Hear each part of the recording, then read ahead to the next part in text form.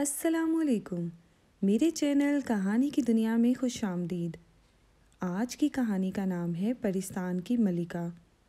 اگر آپ کو اسی طرح کی میٹھی میٹھی کہانیاں سننا پسند ہیں تو ابھی میرے چینل کو سبسکرائب کریں اور ساتھ میں لگے بیل آئیکن کے بٹن کو بھی پریس کر دیں تاکہ آپ کو ملتی رہیں ویڈیو اپڈیٹس۔ تو چلیے چلتے ہیں آج کی کہانی کی طرف۔ کہتے ہیں کہ ملک عراق میں ایک لکڑہارا رہتا تھا۔ اس کا نام ابو موسیٰ تھا۔ وہ اس بھری دنیا میں اکیلا تھا۔ اس کے ماں باپ اس وقت ہی فوت ہو گئے تھے جب موسیٰ ابھی بچہ تھا۔ ایک دن موسیٰ جنگل میں لکڑیاں کاٹنے گیا۔ صبح سے شام تک وہ لکڑیاں کاٹتا رہا۔ پھر جب اندھیرا پھیلنے لگا تو موسیٰ نے لکڑیوں کو ایک جگہ اکٹھا کیا۔ وہ دن بھر کی محنت سے بری طرح تھک چکا تھا۔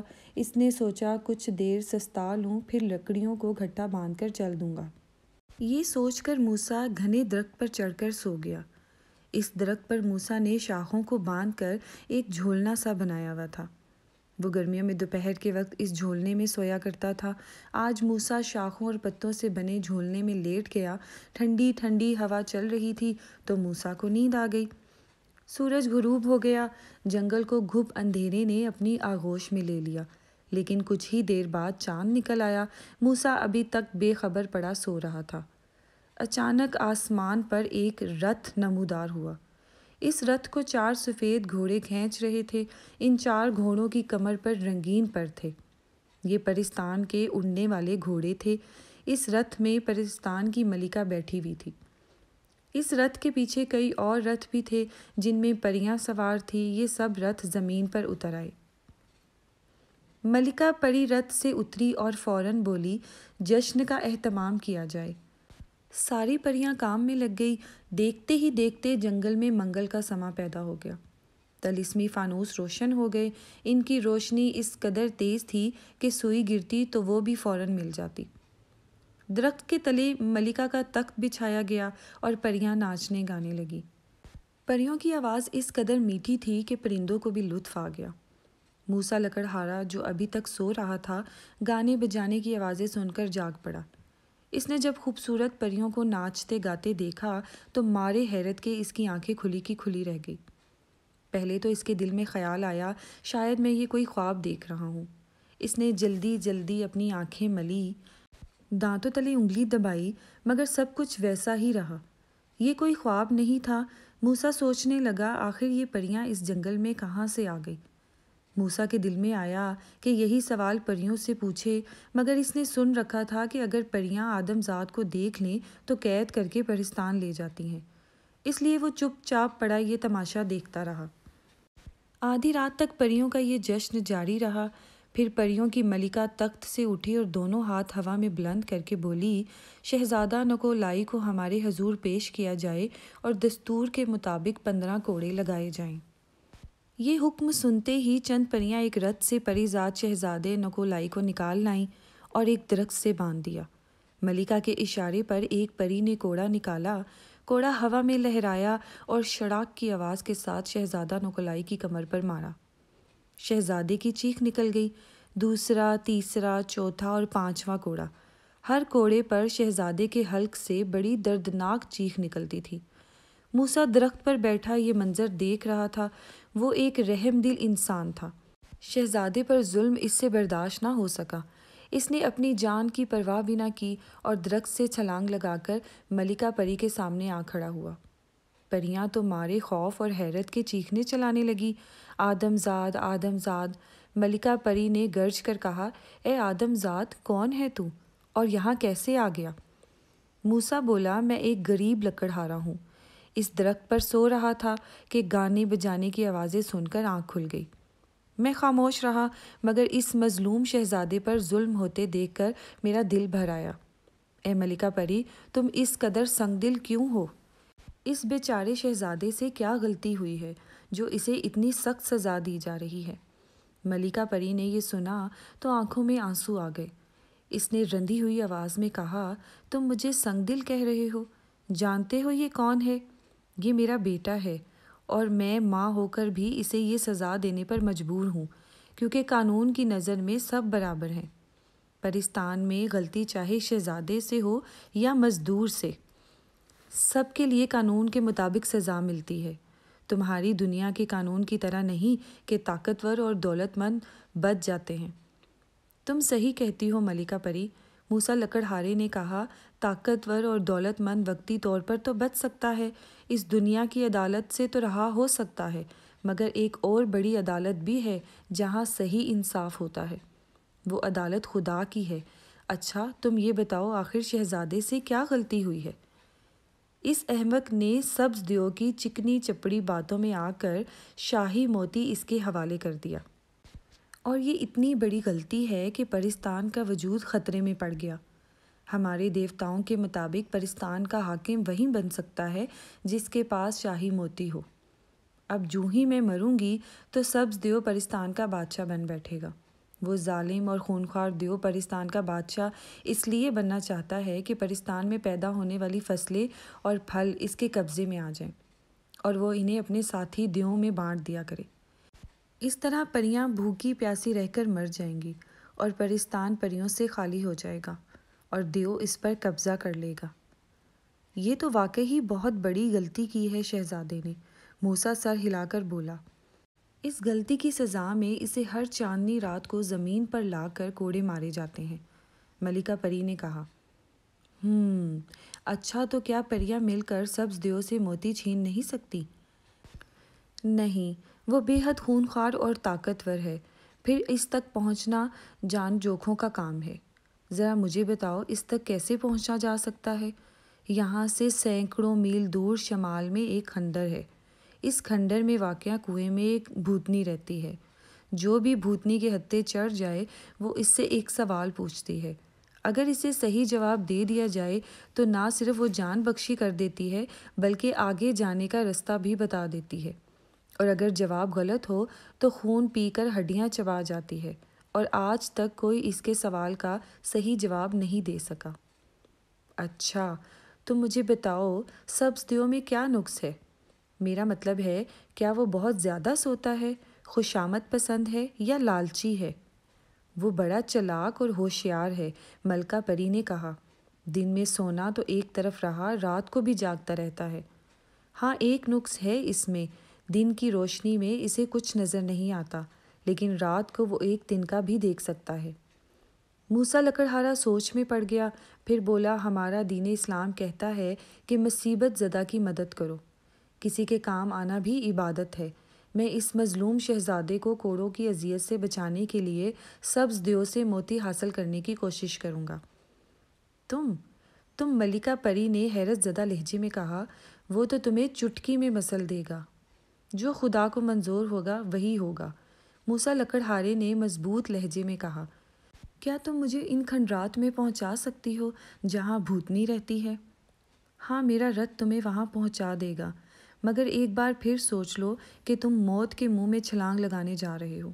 موسیٰ زور سے ہنس کر بولا، زندگی اور موت خدا کے ہاتھ میں ہے، دیو کی کیا مجال کہ وہ میری جان لے سکے؟ تم یہیں ٹھہرو، میں اپنے گاؤں سے چند ضروری چیزیں لے کر آتا ہوں۔ موسیٰ لکڑہارا اپنے گھر آیا، اس نے چمڑے کی ایک تھیلی میں دہی بھرا، ایک رسا لیا اور ایک بھمپو، تینوں چیزیں لے کر وہ واپس جنگل میں آ گیا، اڑنے والے گھوڑوں کے رتھ پر سوار ہو گیا، گھوڑے اڑنے لگے۔ ان کی رفتار بے حد تیز تھی، 2 گھنٹے تک مسلسل اڑنے کے بعد گھوڑے نیچے اترنے لگے اور آہستہ آہستہ زمین پر آ گئے۔ موسیٰ چھلانگ مار کر نیچے آ گیا، اس کے سامنے ٹوٹے پھوٹے کھنڈرات دور سے ہی دکھائی دے رہے تھے۔ چاند کی زرد روشنی میں یہ کھنڈرات دور سے ان جنوں کی مانند نظر آ رہے تھے جو اکڑو بیٹھے ہوں۔ موسیٰ خدا کا نام لے کر کھنڈرات میں داخل ہو گیا۔ کھنڈرات میں جگہ جگہ قبریں بنی ہوئی تھی، ٹوٹی پھوٹی قبریں، پھر یکا یک کھنڈر سے ایک آواز گونج اٹھی، ڈراؤنی اور دہشت ناک آواز، وہ جسے سن کر رگوں میں دوڑتا خون تھم جائے۔ موسیٰ رک گیا اور آنکھیں پھاڑ پھاڑ کر ادھر ادھر دیکھنے لگا۔ پھر چھن چھن کی آواز کے ساتھ کنویں سے بھیانک بھوتنی نکلی۔ اس بھوتنی کا قد درختوں سے بھی بڑا تھا، لمبوترا چہرہ، ناک کی جگہ ایک گڑھا، انگاروں جیسی آنکھیں اور باہر کو لٹکی ہوئی سرخ زبان، سر پر کانٹوں کی طرح کھڑے بال۔ کالی ہیبت ناک بھوتنی نے دونوں ہاتھ سینے پر مار کر دل دہلا دینے والی چیخ ماری۔ ایسی بھیانک اور ڈراؤنی چیخ کی موسیٰ ایک بار تو دہل گیا، بھوتنی نے کہا، آ جا اے انسان، میرے پاس آ جا تاکہ میں تیرا خون پی سکوں۔ یہ کہتے ہوئے اس خبیث بھوتنی کی شکل بہت خوفناک ہو گئی۔ موسیٰ نے حوصلہ کر کے کہا، اے بھوتنی، میں تیرے سوال کا جواب دینے آیا ہوں۔ اچھا، تم ایسے کئی آتے ہیں اور کئی واپس جاتے ہیں۔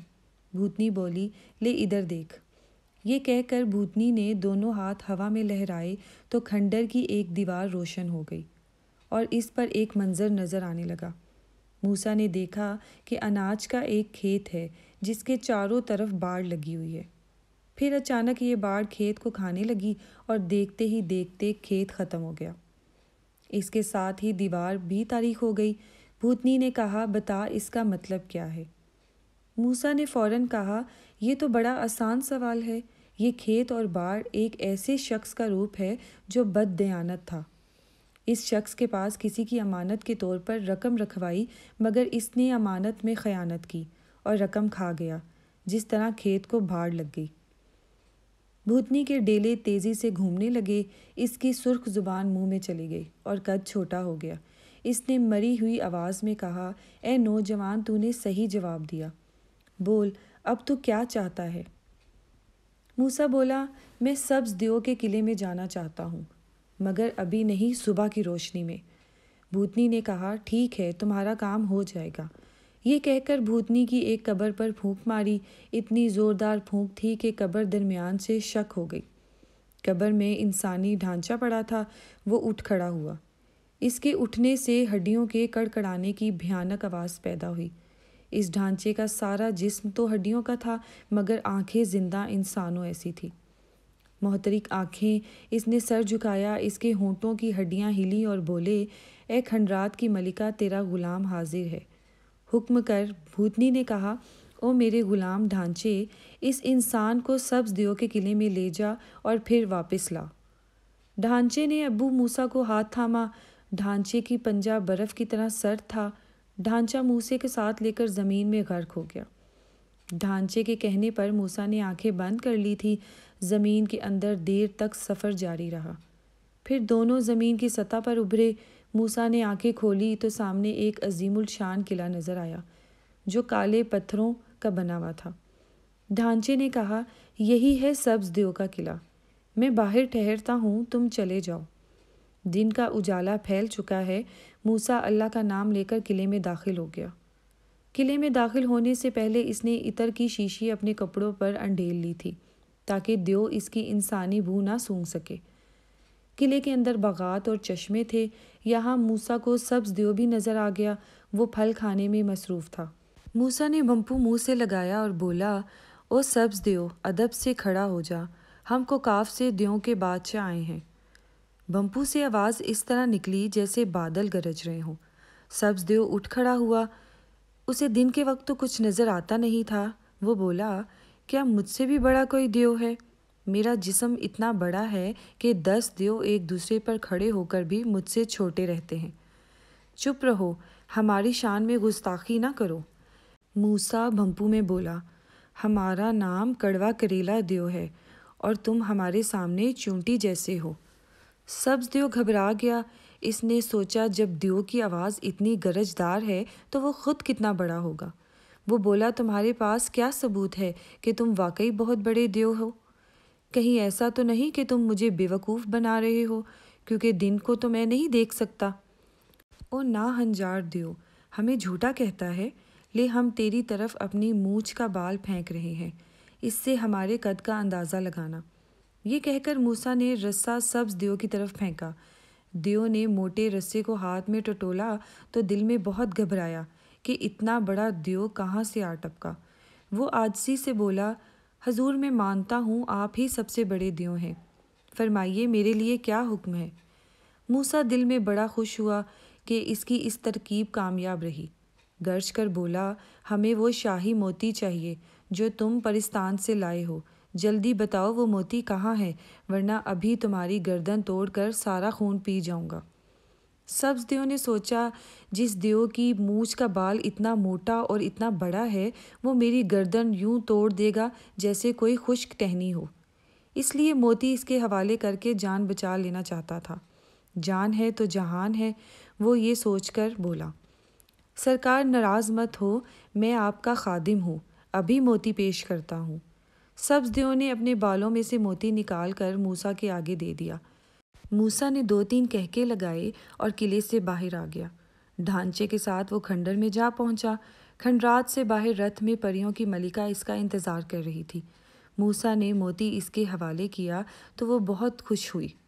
خوشی سے وہ ناچنے گانے لگی۔ شہزادے نوکلائی نے موسیٰ کا بہت شکریہ ادا کیا اور سب پریاں اسے گھر تک چھوڑنے آئیں۔ اس کے بعد موسیٰ کبھی لکڑیاں کاٹنے ہی نہیں گیا۔ اسے اب ضرورت ہی کیا تھی، کیونکہ پری ملکہ نے اسے اتنے جواہرات دیے تھے کہ یہ شہر کا سب سے امیر آدمی بن گیا تھا۔